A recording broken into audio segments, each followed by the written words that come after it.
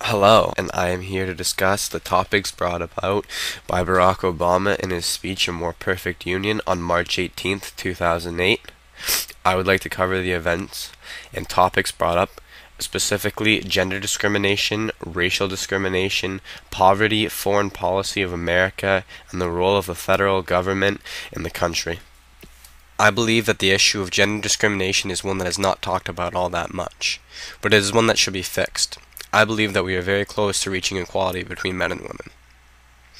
I believe that in a few short years, if we let time take its course and monitor it with a watchful eye, the discrimination will be gone in almost no time.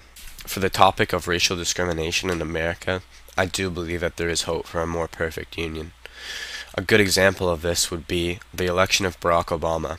An African American president was a huge step forward for America.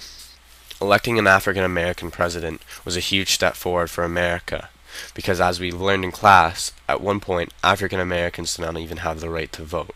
Although I do believe that there is hope for a more perfect union, I believe that in the South, this ideal will be much harder to achieve because racism is so deeply ingrained in their values. Slavery and discrimination was a way of life for the people of the South and has echoed throughout the Union since the beginning of America. Although I do believe that these deeply ingrained values can be reversed through education. Proper education will help the people dismiss this improper notion that some races are better than others. Also, if children of all races were able to grow up together, they would see more eye to eye to each other and become friends. I believe that America's foreign policy has become slightly disgraceful. This is because the American government has went against what its peoples wanted and steered away from the Monroe Doctrine, which is what America originally wanted. I believe that the people do not understand fully what America is doing to the world and how negatively it has impacted. Although it has been positive in most cases, there are many cases where the government has lied and done very negative things. I believe that the people should be able to freely exercise their right to question the government and what they're doing in the world.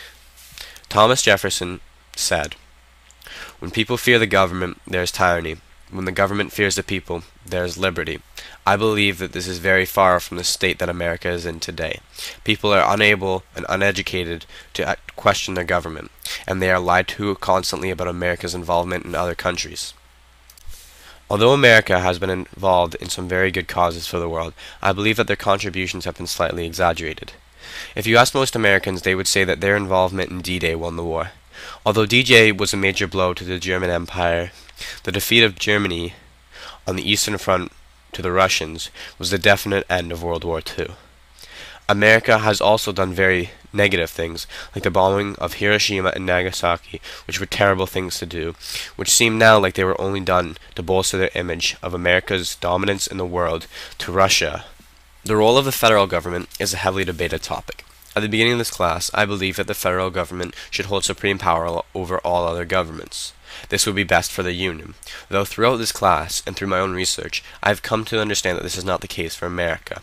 America has become too big and its values too spread for the government to represent all people or to conduct out anything without stepping on the toes of one group or another. This has led me to the conclusion that a state government representing fewer people would represent America's people much better. I think the federal government should just protect the rights of the people and let the state handle itself. I believe that the federal government should still have a large role because in the South, in the early part of the Union, we can see that they didn't want to move progressively forward and remove slavery.